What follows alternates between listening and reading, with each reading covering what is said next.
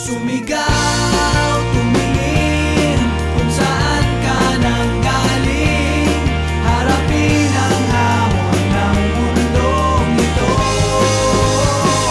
At dapat na paasahan sa huli. Dito lang kami. Guys, sa panahon ngayon, dapat practical na.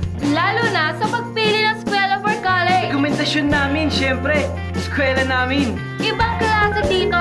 2 years, tapos. As of work ka na. Pwede magtrabaho, sumweldo, at makatulong sa pamilya. Pwedeng mag-aral at magtrabaho at the same time kasi may day and night classes dito. Kaya, dito na kayo sa ACLC! Ang malaking advantage namin dito ay ang daming courses na mapagpipilian. At marami rito ay certificate courses. Kaya pag-graduate namin, bukod sa ASAP Grad Certificate, pwede rin kaming makakuha ng certificates mula sa Microsoft at iba pa na hinahanap ng maraming kumpanya para pwede kagad isabak ang bagong grad sa trabaho. Ang maganda pa, ang mga courses dito, skills-oriented. Kaya maraming trabahong mapupuntahan. Tulad ng computer programmer, web designer, telecoms technician, medical transcriptionist, computer graphic designer. Kaya, dito na kayo sa ACLC!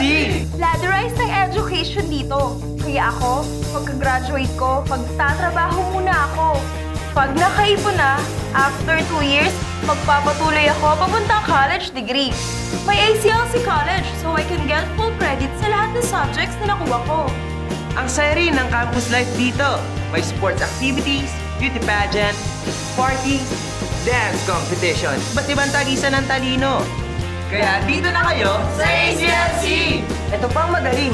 Pwede kami mag-OJT abroad sa mga bansa tulad ng Singapore, Australia, USA, Canada, and UK. At pag nagustuhan ka, pagka-graduate mo, pwede kang kunin ng kumpanya kung saan ka nag-OJT. Kaya, dito na kayo sa ACLC! Hi, I'm Jory Baten, ACLC graduate, and now with DZMM as field reporter for Action Ngayon. Dahil sa aking IT background, nakakapag-troubleshoot din kapag may mga technical problems. Balita ko, ang ibang ACLC graduates ay nagtatrabaho sa iba't ibang panig ng mundo.